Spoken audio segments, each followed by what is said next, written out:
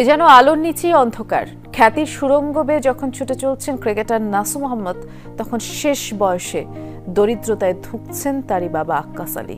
ছেলের সাথে যোগাযোগ না থাকায় পেশা হিসেবে বেছে নিয়েছেন সিকিউরিটি গার্ডের চাকরি। যদিও নাসুমের দাবি প্রতি মাসে টাকা পাঠিয়ে দায়িত্ব পালন করছেন তিনি।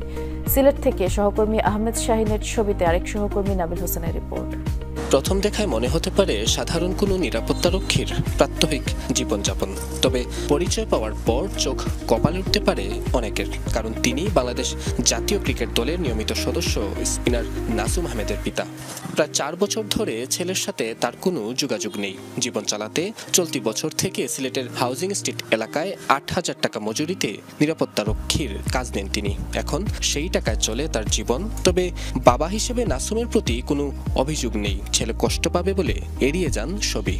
বিগত 4 বছর কোনো যোগাযোগ নেই। আমি বড় কিছু করে এটা আমি দোয়া করি, কিন্তু আমার তার কাছে কোনো অভিযোগ নেই। বাবা হিসেবে চাওয়া পাওয়ার কিছু নেই।